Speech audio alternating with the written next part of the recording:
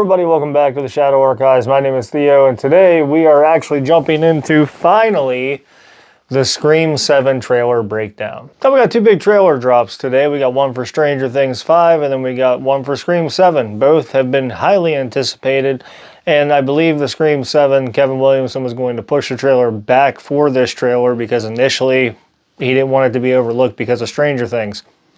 But we got it anyway. Man, it's a good one too. Like, there's a lot of hidden notions in this trailer that you can pinpoint to see that, like, a lot of this is pointing towards Stu Macher. Now, we all know that earlier this year, you know, they announced that Stu was going to be coming back to the franchise and that Matthew Lillard was excited to come back, but they didn't portray as to what he was returning as or how they were going to supplement him in. I think this trailer points a lot to the obvious. For starters, we're returning to Stu's house, and it's now an Airbnb, which is really cool because it's an actual Airbnb in real life. If you've watched anything relevant to the Scream franchise on the internet, then you would know that. I think it would be really cool to actually stay in that Airbnb myself. I think it would be really wild and trippy and kind of creepy all at the same time. And of course, the two people that are staying in this Airbnb are met by a ghost face figure. And the way that he's saying hello and the way that he, you know, inserts himself through the shadows really puts you in a place to make you believe that this is not the opening scene, that this is probably like a midway through the movie kind of scene. But for me, I could also see it being an opening, but it really just depends on which way they decided to pull the trigger on that one. On a personal level, the lady who's swinging back and forth from the chandelier, she falls and directly falls upright into a blade being held by Ghostface. I think it's a pretty awesome kill, honestly. It's probably going to be one of the more decent ones in the film, I think. I also think that Kevin and the team are going to bring back some of the big chase scenes in this one, judging by that scene with the chandelier. I think that is just inevitable that we're going to get some really awesome Ghostface chase scenes throughout this Scream 7 movie. And hell, even in the beginning of this trailer, you know, even if it is Stu, still clumsy as fuck. Right after that, we get the historic "Hello, Sydney" tagline, and we get Neve Campbell coming back. So I think that's a bonus. I don't think the Scream franchise is the same without having Neve Campbell in it. Hello. Hello, Sydney. I also find it to be really awesome how just unbothered she is by getting this call now, you know, 7 movies deep into this and how much turmoil she's been through. She's just like, yeah, what do you want, asshole? And I'm pretty sure she even says something close to that during the trailer whenever she says, oh, what are you, just another one of those assholes with a voice changer? Well, you sure know a lot about me for another asshole hiding behind a voice changer. And as we're being reintroduced to Sydney, she's walking up on what looks to be a Ghostface kill scene. And basically, she's got a bunch of reporters and stuff, or people there that know who she is, that turn around and start flashing the cameras at her. And we get the Ghostface tagline, "Did you miss me?" This is one of the indications showing that this might be Stu. A little bit deeper in the trailer, Ghostface also says something along the lines of, "You and your pretty daughter, you got away to such a quiet little town, reminds me of the place that we grew up in." So Kevin and the team really want us to believe that this Ghostface is somebody from the past that knew where they grew up, that knew everything that happened, probably involved in it. Just putting it out there. I think it's fucking Stu. Texas Chainsaw Massacre reference. Then we get our first look at Makina Grace from Ghostbusters, basically. And I think a lot of people out there are saying that they think that she's going to be the killer in all this. God, I hope that's not fucking true just because she's popular right now. I didn't like that in the previous movies where they had these really tiny, frail people that were just lifting up people, throwing them through glass windows and putting them through tables and trash cans and everything. It's like, you weigh 100 pounds. That's not happening. You're not picking up a grown man.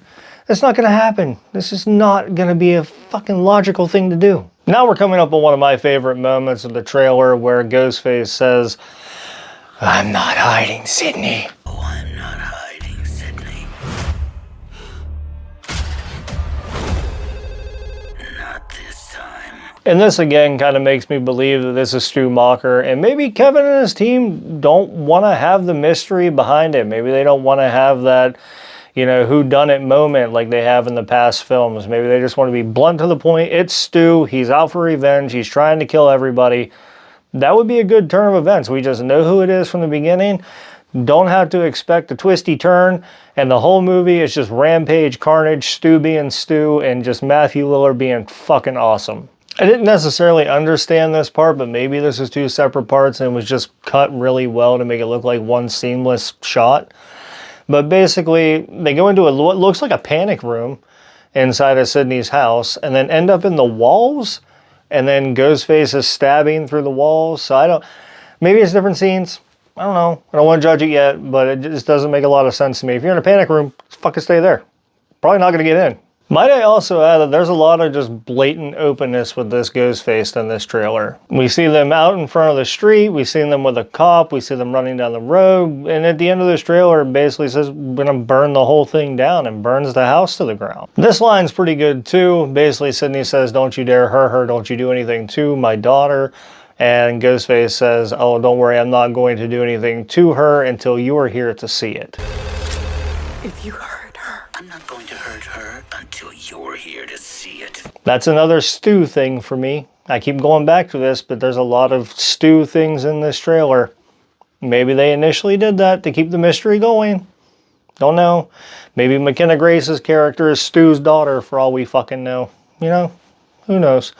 But for me, he likes an audience. He likes to have people watch. He likes to have people see what he's doing. He wants to be recognized. They're all Stu things. Now we welcome in the Cox. Literally, Courtney Cox back again for the 7th installment. I don't think she's missed one yet.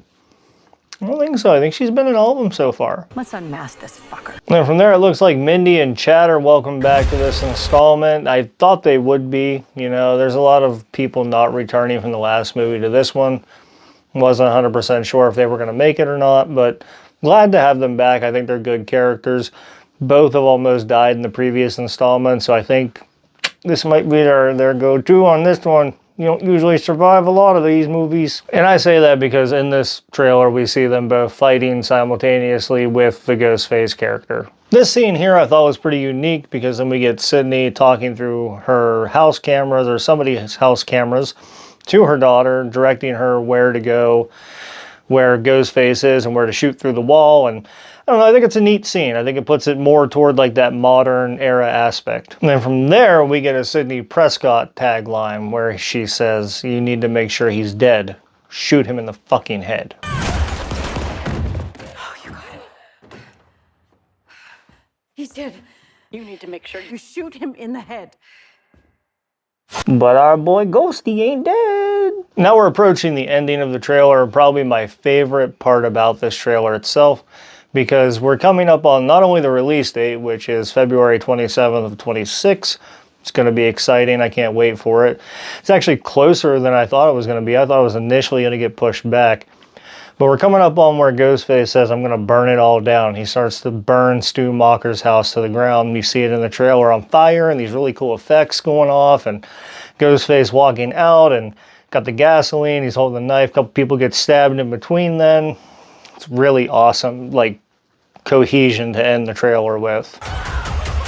I'm gonna burn it all down. Mother! And then we end the trailer by Stu saying, this is gonna be fun. This is gonna be fun. Which of course is one of his famous taglines from the original movie. But this is just my initial reaction on the trailer itself. Let me know what you guys spotted. If I didn't spot something or if I'm missing something, let me know in the comments below. I'm welcome to the open discussion. I love talking about horror movies.